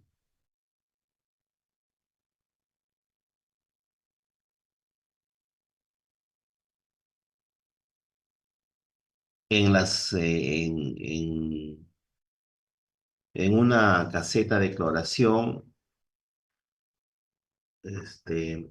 vamos a tener una zona de almacenamiento, ¿no? Y también una zona de dosificación. Entonces aquí lo que estamos observando en estas vistas es solamente la zona de almacenamiento, ¿no? Por ejemplo, aquí en este primer caso, estos circulitos que se ven aquí vienen a ser los cilindros que están en el almacén. Y en ese mismo ambiente vamos a tener los cilindros que están en uso. En cada una de estas alternativas, lo que vemos aquí, hay unas plataformas. Estas plataformas vienen a ser las balanzas, ¿no? Esa balanza que veíamos hace un rato acá, por ejemplo, que está la balanza, y acá se tiene un cilindro que está en uso. Entonces, en este esquema hay dos cilindros que están en uso. Los dos se están usando simultáneamente y al costado se tiene otra balanza con otros dos cilindros que están ya instalados y listos para entrar en operación cuando el cloro se agote. Entonces, eso es lo que tenemos aquí en la zona de almacenamiento. Siempre vamos a tener el espacio donde se tienen los cilindros almacenados, llenos y vacíos, y en ese mismo ambiente los cilindros que están en uso. Se suele llamar a esto la batería de cilindros en uso, la bancada de cilindros que están en uso. Y aquí hay otra configuración donde esa bancada de cilindros en uso está conformada por 5 cilindros en uso y otros 5 que están listos para entrar en operación, ¿no? Por acá hay 4, por aquí hay hasta 10, ¿no?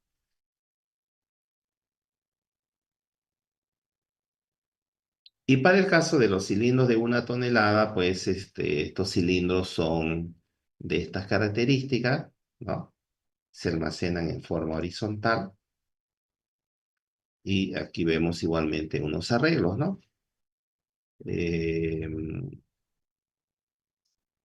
un cilindro, la bancada estaría conformada por un cilindro que está operando y el otro que está instalado, también listo para entrar en operación. Esta de la doble bancada es muy importante porque la cloración nunca se tiene que suspender por ningún motivo. Entonces, se termina el cloro de la bancada que está en uso, inmediatamente entra en operación la otra y la cloración nunca se deja de realizar. Por acá igualmente, la bancada está conformada por dos cilindros en uso, los otros dos que están listos para entrar en operación. Y aquí abajo hay una bancada de 5 cilindros en uso y otra de 5 cilindros que están en espera. Y acá tenemos los cilindros de reserva. Y en el caso de cilindros de 1 tonelada, el almacén debe de contar con estas grúas. Aquí hay unas grúas para la manipulación de los cilindros, ¿no? Porque son cilindros ya que el operador no va a poder mover, ¿no? En cloro solamente tiene 907 kilos, el envase pesa como 650 o 700 kilos, el envase de acero.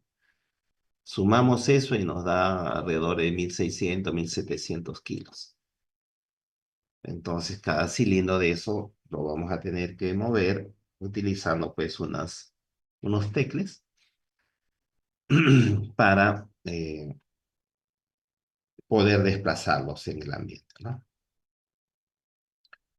Entonces, esta es una vista de una caseta de cloración, cilindros de 150 libras. Entonces, aquí tenemos una bancada de 2 cilindros, los dos están usándose, los dos están suministrando cloro y aquí otros 2 cilindros que están en espera. Porque va a llegar un momento donde esto se agote, se agota, inmediatamente se hace el cambio, entran a operar estos otros dos, mientras usted tiene el tiempo para que estos cilindros vacíos se desmontan y se colocan cilindros llenos, ¿no? Y aquí al costado están los cilindros de reserva, ¿no? Dependiendo de la capacidad de la planta, pues también los cilindros en usos van a variar la cantidad de ellos, ¿no? Aquí en este caso se ve que son 3 cilindros. La bancada está conformada por 3 cilindros de 150 libras, ¿no? Todos conectados a un manifold. Los tres están usándose y aquí tenemos otros 3 que están listos para entrar en operación cuando los anteriores se agoten, ¿no? Y en este caso, cada cilindro está sobre la balanza. Esta plataforma que ven acá es una balanza. Acá igualmente la balanza. Y la lectura de los pesos en el de cloro disponible en estos cilindros se lee en este dial, ¿no? Aquí es una pantalla donde podemos saber los kilos de cloro que se tiene aún en cada uno de los cilindros. Y lo mismo pasa para acá, ¿no? En este caso, ¿no? Estos 2 cilindros, la información del peso se lee en esta pantalla. Y de estos dos cilindros, la información del peso en esta otra pantalla.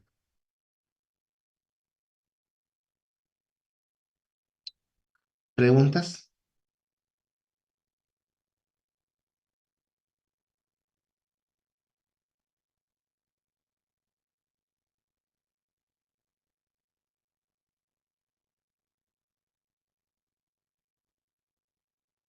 Profesor, una pregunta. Entonces, para cuando vayan a hacer la dosificación, no sé, o sea, yo estoy pensando que es como la casa química que tenemos que, digamos, variarle la dosis al momento de echar el coagulante. En este caso, ¿es constante el que esté abierto ya las válvulas de cada cilindro del clorogas? O, no, o sea, ¿no hay un momento en el que tienen que regular la concentración? Sí. Claro, ahorita en esta parte que te estoy explicando, me estoy concentrando básicamente en lo que es almacenamiento. Luego vamos a ver la dosificación. O sea, hay equipos también de dosificación, como le decía al inicio, ¿no? estas instalaciones están conformadas por almacenes. Ahorita estamos revisando todo el concepto de almacenamiento y luego vamos a hablar sobre cómo se controla la dosificación. Entonces, hasta el momento lo que yo le decía es que en las zonas de almacenamiento vamos a tener los cilindros de reserva, estos, los de reserva, los cilindros que están en uso, que siempre tienen que haber dos bancadas o dos baterías, ¿no? Una bancada acá, la otra bancada, que son los que están suministrando cloro gas. ¿A quién suministran cloro gas? A un clorador. Entonces, ese clorador que su compañera se está preguntando con justa razón, porque tiene que haber un aparato, un dosificador, en el que regule los kilos por hora de cloro que necesito aplicar, ¿no? Entonces, vamos a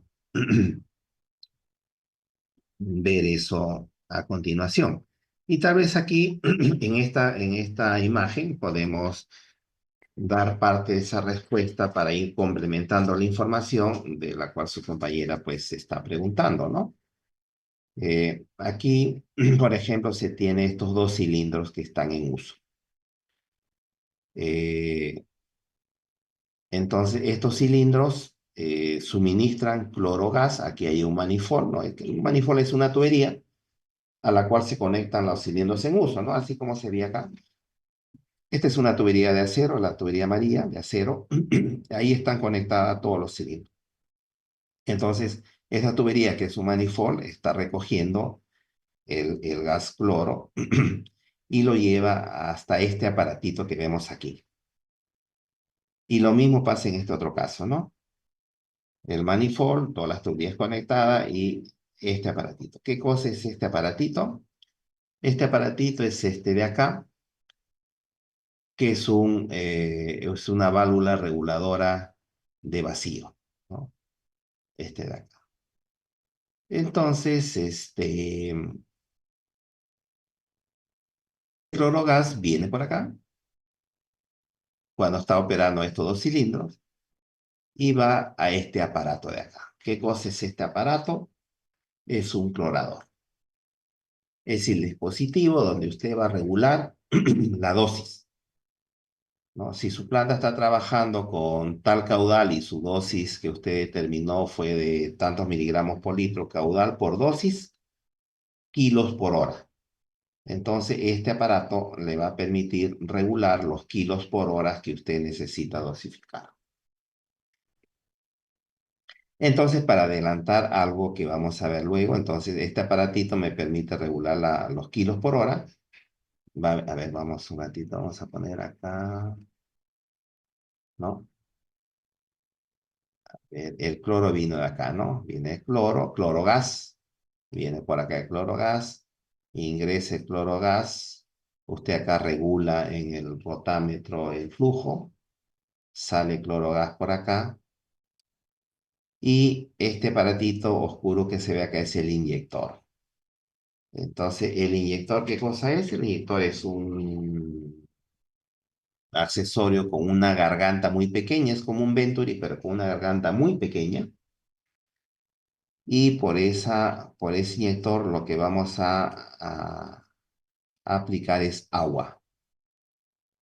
A ver, no, la bomba está acá, pero la bomba está acá. Ratito. Vamos a borrar esto. Entonces, en ese inyector, lo que vamos a tener es un Venturi, como le decía, y a ese inyector lo que le va a llegar es agua. Entonces vamos a tener una bomba booster, así se suelen llamar estas bombas que se utiliza para la cloración, eh, que van a suministrar agua, ¿no? Hacia el inyector. Entonces, como este flujo de agua va a pasar por esa garganta que es muy pequeña y va a pasar a una velocidad bien alta, la presión, se va a generar un vacío en esa garganta. Ese vacío que se genere en el inyector, ese vacío que se genere en el inyector, es el que se va a transmitir por todos estos conductos del dosificador y ese vacío va a llegar hasta esta válvula. Esta es una válvula, dice, reguladora de vacío. Esta válvula solamente se va a abrir cuando encuentre el vacío y va a dejar pasar el cloro, el gas. Y la cantidad de cloro a dosificar usted lo regula en este aparato. Entonces, esos kilos por hora que finalmente llegan acá se mezclan con agua y va a generar esa solución clorada que se conduce hacia el punto de aplicación, como dice acá, ¿no? Entonces aquí, por ejemplo, hay una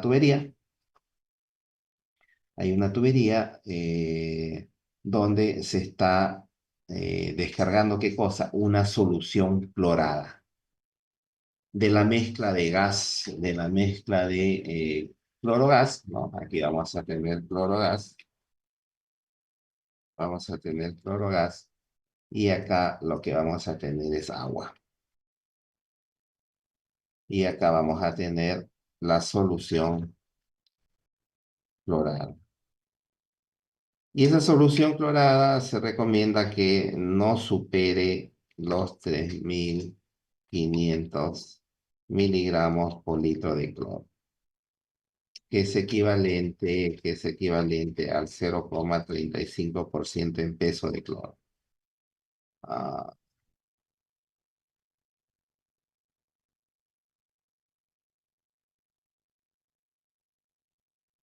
lo que decía en una tablita que vimos hace un momento, ¿no? Entonces se refería a esa solución clorada. Una solución de 3.500 miligramos por litro de cloro es muy saturada, que se corre el riesgo que cuando agreguemos esto, parte de cloro se vaya al ambiente, ¿no? Sobre todo cuando el punto de cloración es un canal. Si es una tubería, pues no habría problema porque aquí queda todo confinado, ¿no? Pero si tenemos un canal,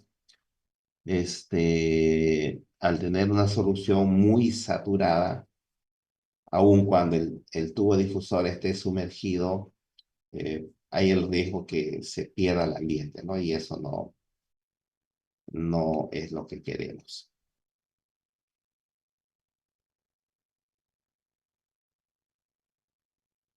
¿Alguna otra pregunta?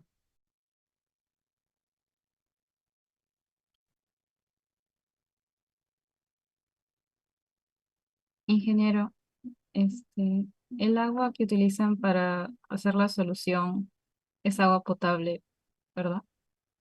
Sí, O, agua ay, potable, agua filtrada. mm, Tiene que ser agua limpia. ya estoy. Normalmente agua filtrada.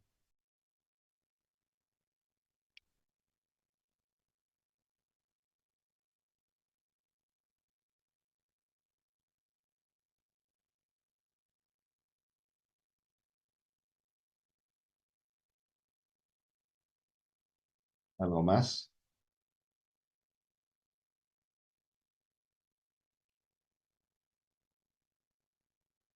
Seguimos entonces. Acá en esta vista tenemos una este, batería de 6 cilindros, ¿no? Una, dos, tres, cuatro, cinco, 6 cilindros conectados a un manifold. Y que en realidad aquí hay dos manifoldes, ¿no? Aquí en la parte superior hay un manifold y en la parte inferior también hay otro manifold, ¿no? Entonces aquí hay una bancada de 6 cilindros y aquí hay al costado otra bancada de otros 6 cilindros. Esta plataforma que ven aquí abajo de color verde es una balanza. Es una balanza para 6 cilindros. Entonces siempre los cilindros en uso deben estar sobre una balanza porque va a ser el medio que nos va a servir para saber cuánto de cloro aún queda en cada uno de esos cilindros, ¿no?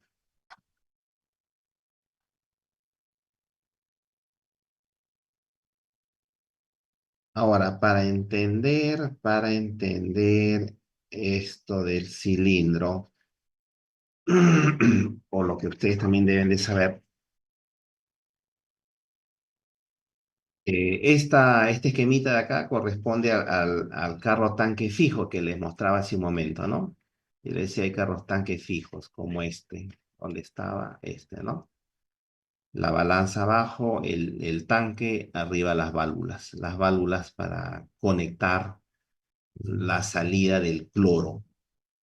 Entonces, ya les expliqué que el cloro en esos cilindros, parte está como cloro líquido, porque está comprimido, y hay una parte donde el cloro está en fase gaseosa.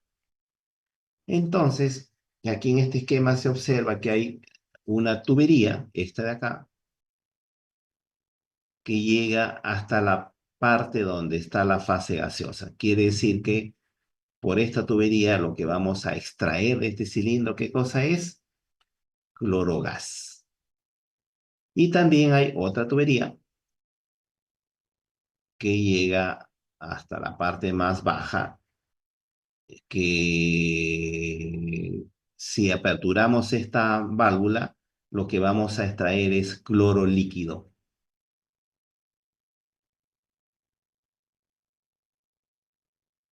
Entonces, y eso también pasa en los cilindros de 1 tonelada, ¿no?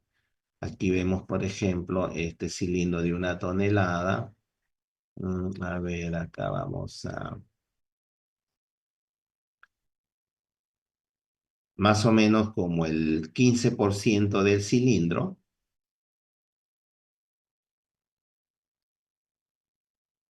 Vamos a tener aquí una fase donde tenemos eh, cloro en fase gaseosa.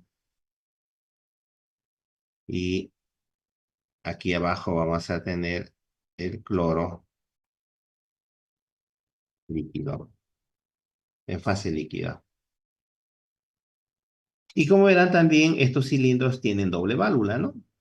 Tienen doble válvula, entonces si conectamos a la válvula superior, lo que vamos a estar extrayendo del cilindro es clorogas. Y si conectamos a la válvula inferior, lo que vamos a extraer del cilindro es cloro líquido.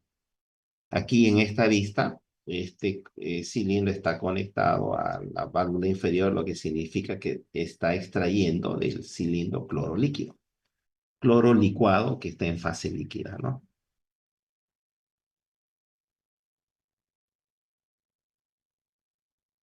Entonces aquí en esta instalación, para que le entiendan, entonces eh, hay dos manifoldes, ¿no? El manifold superior, lo que está conectado es a la válvula superior para extraer cloro líquido, cloro gaseoso, y el manifold de abajo también está conectado a la válvula inferior, lo que implica que podemos extraer o cloro gaseoso o cloro líquido de estos cilindros. Entonces, para que se entienda esta instalación.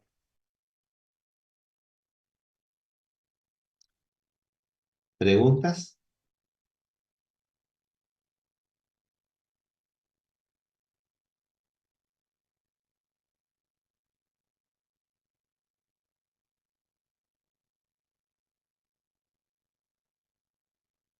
No dice nada.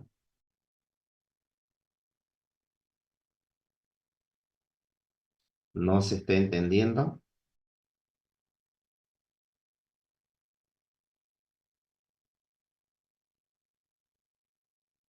Sí se entiende, ingeniero. Ok. Seguimos entonces. Am,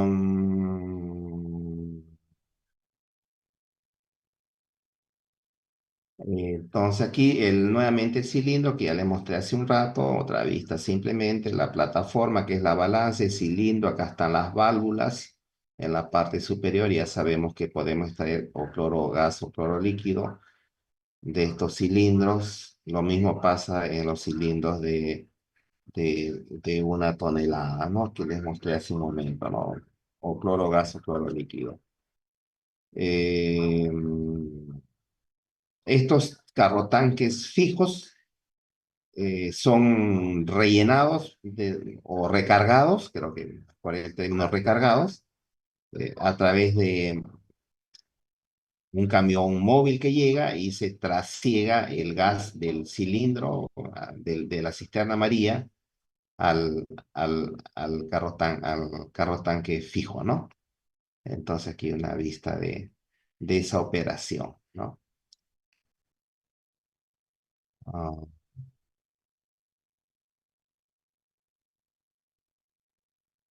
estos cilindros de una tonelada para su manipulación va a tocar utilizar algunos dispositivos que son unas barras con unos ganchos. Como verán ahí cogen al cilindro de esa forma y se levanta con el tecle y se manipula. Acá hay algunos datos a ver, dice fase gaseosa se extrae. A ver, este dato también es importante, ¿no? La extracción dice del 1% en cada hora de la capacidad de cilindro, ¿no? Estos cilindros son decía, de 2000 libras, ¿no? Entonces, por cada hora, solamente el 1% se puede extraer. E internamente, el gas está licuado ¿a qué presión? 6 a 7 bar, que no es poca cosa. 60 70 metros, ¿no? De carga columna de agua. De los cilindros también se puede extraer cloro líquido, ¿no? De 50 a 60 kilos por hora. Sí, es, digamos, algunos datos técnicos, digamos, de extracción. Ahora, bueno, aquí, digamos, para terminar esta parte, también hay algunas dimensiones más o menos ya recomendadas para el diseño de estos equipamientos. Eh, Aquí está, digamos, la viga de acero con el monorriel y el polipasto o el tecle o la grúa, como lo quieran llamar, y la barra que coge al cilindro, ¿no? Este cilindro de una tonelada. Oh,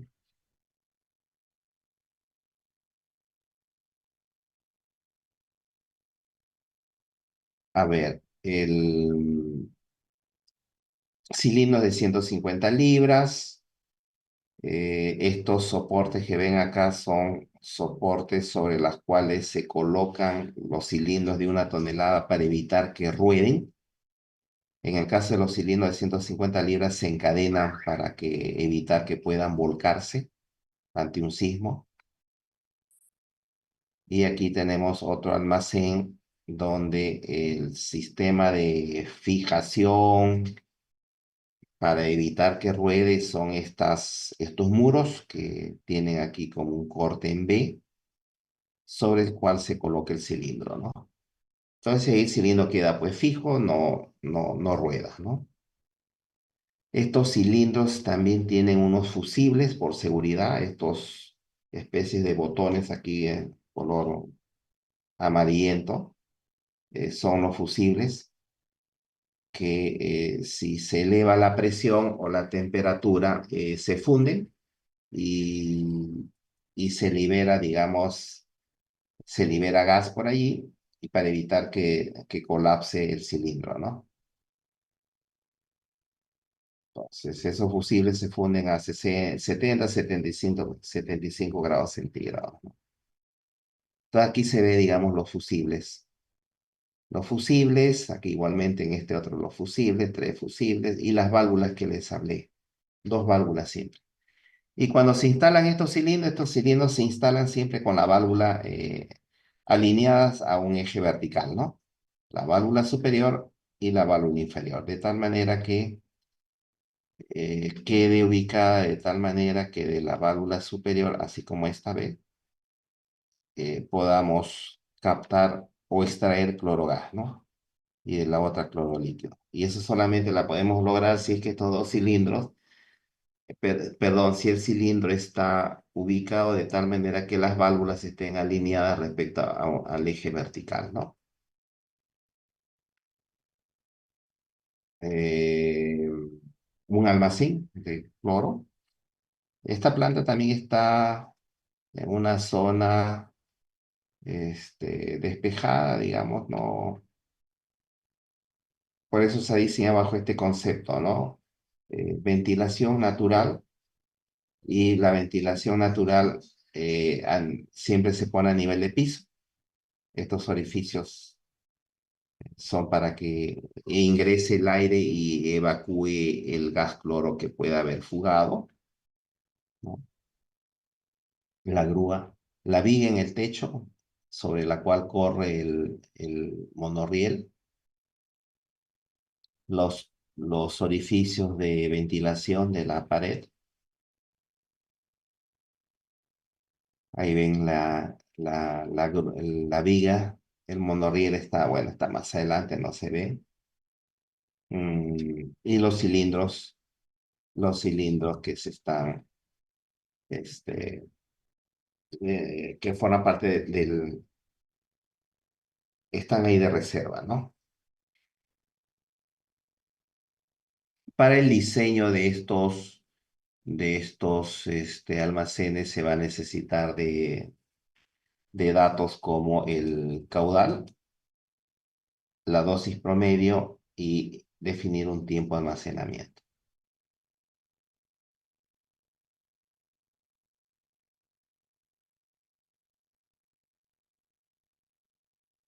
Ahora, antes de explicar esta parte,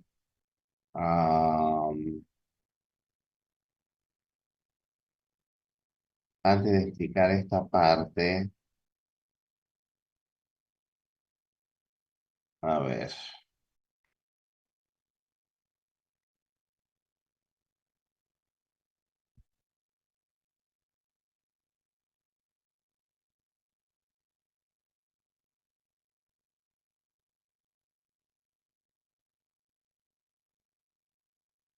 Y yo les decía que en estos cilindros se tiene una fase líquida y una fase gaseosa.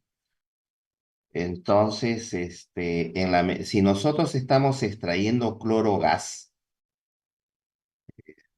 lo que quiere decir que hemos conectado de la válvula superior, internamente ese cloro líquido va pasando a la fase gaseosa.